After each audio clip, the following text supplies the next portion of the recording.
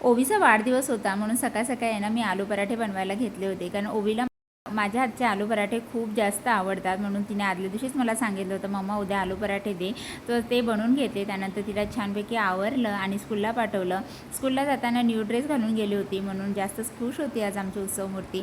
त्यानंतर ना घरातली सगळी कामं आवरून आहे ना मार्केटला गेले होते, कारण मार्केटमधून भरपूर भाज्या आणायच्या होत्या, स्नॅक्स आणायचं होतं, केकची ऑर्डर द्यायची होती, बरीचशी कामे होती ती करून घेतली. त्यानंतर घरी येऊन आहे ना दुपारच्या वेळेत ही भाज्या निवडायला बसली, कारण मला बनवायची होती आहे ना पावभाजी. आता इतक्या क्वांटिटीमध्ये पावभाजी पहिल्यांदाच बनवली होती, पण खरंच सांगते खूप छान झाली होती. त्यानंतर आहे ना ऐन वेळेला आमच्या सगळ्यांचा मूड खूप जास्त खराब झाला, कारण की केक कटिंग करायच्या जस्ट थोड्या वेळ आधी आहे ना लाईट गेली आणि नंतर कळालं लाईट अर्धा पाऊण तास लवकर येत नाही म्हणून. पण म्हटलं आता वेळ दवडायला नको, केक कटिंग करून घेऊया, कारण की प्रत्येक वेळेला गोष्टी आपल्या प्लॅनिंगप्रमाणे होतीलच असं नाही.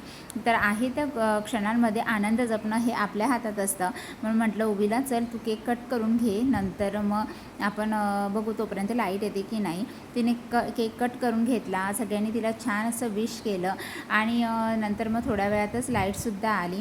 लाईट आल्यानंतर सगळ्या तिच्या फ्रेंड्सना मी पावभाजी केली होती ती सर्व केली आणि सगळ्या तिच्या फ्रेंड्सना आवडलीसुद्धा. त्यानंतर तिच्या फ्रेंड्सने आलेले गिफ्ट्स तिला दिले आणि गिफ्ट बघून माझी ओवी खरंच खूप खुश झाली. प्रत्येक लहान मूल गिफ्ट्स बघून खुश होतंच. त्यानंतर तिनेसुद्धा आणलेले रिटर्न गिफ्ट्स आहेत ते तिच्या फ्रेंड्सना दिले आणि अशा पद्धतीने आहे ना आम्ही आमच्या ओवीच्या बड्डेचं छोटंसं सेलिब्रेशन केलं. सो भेटूया आता आपण नेक्स्ट व्हिडिओमध्ये. तोपर्यंत टेक केअर, बाय बाय.